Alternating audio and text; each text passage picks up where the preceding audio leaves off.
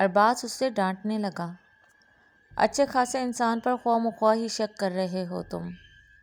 وہ بیچارہ ہمیں کیسی سنسان و بیابان جگہ سے اٹھا کر اتنی شاندار حویلی میں لے کر آیا اور ہمارے لیے کھانے کا انتظام بھی کر رہا ہے۔ زبیر بولا، اب تک تو وہاں کسی جنگلی جانور کا شکار ہو چکے ہوتے، اگر یہ آدمی نہ آتا تو پتہ نہیں ہماری رات کیسے گزرتی۔ اذلان بھی صبان کو کوسنے لگا، اپنی بکواس بند کرو، اگر اس نے سن لیا تو کیا سوچے گا کہ ہم اسے ایک غلط آدمی سمجھ رہے ہیں۔ صبان بیچارہ خاموشی سے سب کی باتیں سن رہا تھا۔ اتنے میں وہ آدمی ہاتھ میں کھانے کے تھیلے تھامے آ گیا۔ اس نے سب کو کھانا پیش کیا۔ اس نے خود کو کھانا کھانے سے معذرت کی۔ اس نے کہا کہ میں نے راستے میں ہی کھانا کھا لیا تھا، میں کافی تھکا ہوا ہوں، پہلے میں نہانے جا رہا ہوں، آپ سب کھانا کھانے کا لطف اٹھائیں۔ ان دوستوں نے کھانے کے دوران کافی گپ شپ لگائی اور سب نے پیٹ بھر کر کھانا کھایا، لیکن صبان نے کچھ نہ کھایا۔ وہ سب کو ایسے دکھاتا رہا کہ جیسے وہ کھانا کھا رہا ہے، لیکن اس نے ایک بوند پانی تک اپنے حلق سے نہ اتارا۔ انہوں نے جب تک کھانا کھایا وہ آدمی بھی نہا کر نیچے آ گیا۔ اس نے سب سے کہا کہ امید ہے کہ آپ سب نے پیٹ بھر کر کھانا کھایا ہوگا۔ سب نے اس کا تہہ دل سے شکریہ ادا کیا کہ کھانا بہت لذیذ تھا۔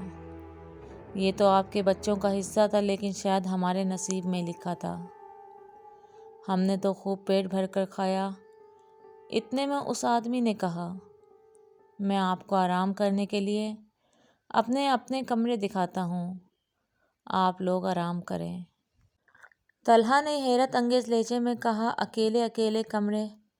واہ، ہم نے تو صرف خواب میں ہی سوچا تھا کہ ہمیں سونے کے لیے اکیلے اکیلے کمرے نصیب ہوں گے، ورنہ ہم مڈل کلاس فیملی کے لوگوں کے ایک کمرے میں والدین ہوتے ہیں تو دوسرے میں سارے بہن بھائی۔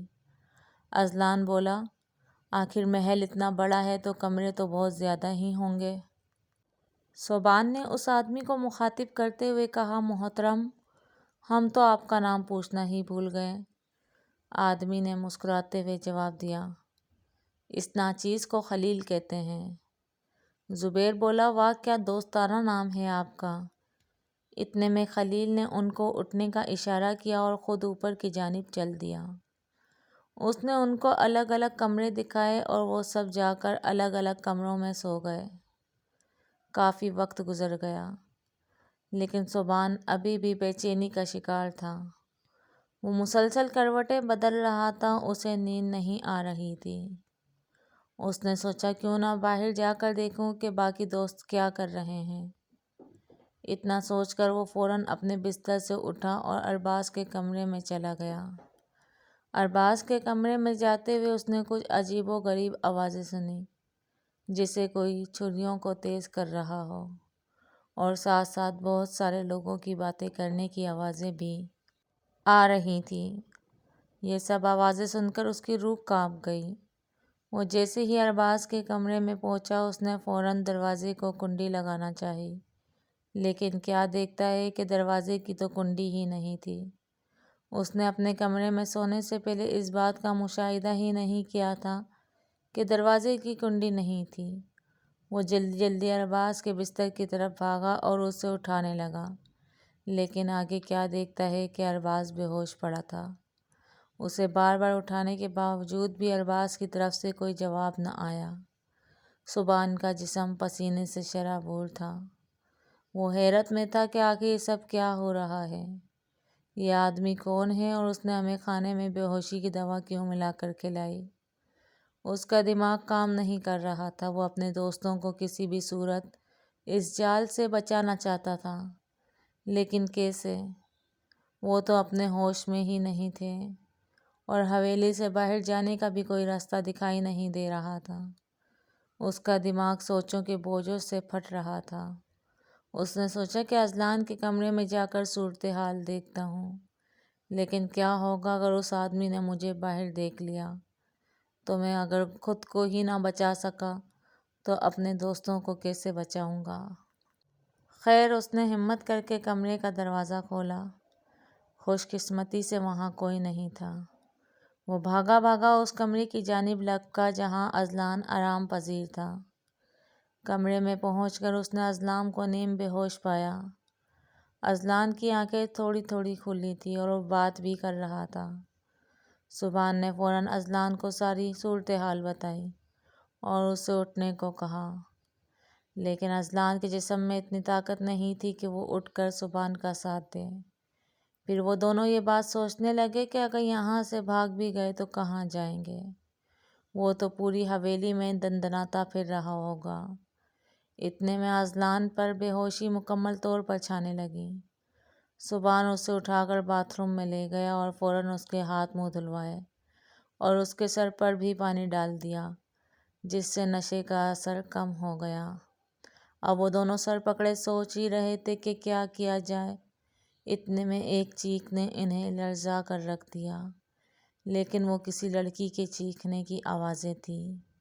وہ دونوں کانپنے اور رونے لگے۔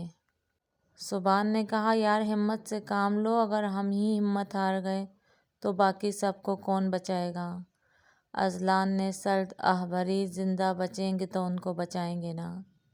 سبحان نے اسے تسلی دی، خدا پر بھروسہ رکھو، وہ ہمارے ساتھ کچھ غلط نہیں ہونے دے گا۔ چلو اٹھو، ہمت کرو، ہمیں چلنا ہوگا۔ اذلان دیوار کا سہارا لے کر اٹھا۔ اسے ابھی بھی چکر آ رہے تھے۔ سبحان نے اذلان کو سہارا دیا اور باتھ روم سے باہر لے گیا۔ اس لڑکی کے چیخنے کی آواز بند ہو چکی تھی۔ وہ دونوں ہمت کر کے دروازے کی طرف بڑھے۔ سبحان نے ہاتھ بڑھا کر دروازہ کھول دیا۔ کچھ لوگوں کی باتیں کرنے کی آوازیں آ رہی تھیں، جن میں عورتیں اور مرد شامل تھے۔ ان کی آوازیں سن کر اذلان کی چیخ نکل گئی۔ سبحان نے فوراً اس کے منہ پر ہاتھ رکھا اور دروازہ بند کر دیا۔ اذلان کو بستر پر لٹایا اور خود بیڈ کے نیچے چھپ گیا۔ تقریباً 15 منٹ انتظار کرنے کے بعد وہ باہر نکل آیا اور اذلان کو اٹھا کر پھر سے باہر جانے لگا۔ اچانک پھر لڑکی کے چیخنے کی آوازیں آنے لگیں۔ وہ دونوں کانپنے لگے۔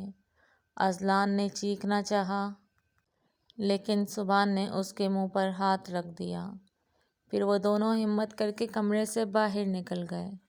وہ دونوں زبیر کے کمرے میں پہنچے اور اسے اٹھانے کی کوشش کی، لیکن کیا دیکھتے ہیں کہ وہ بھی بے سدھ پڑا تھا، جیسے اس میں جان ہی نہ ہو۔ سبحان نے زبیر کے منہ پر پانی کے چھینٹے مارنا شروع کر دیے۔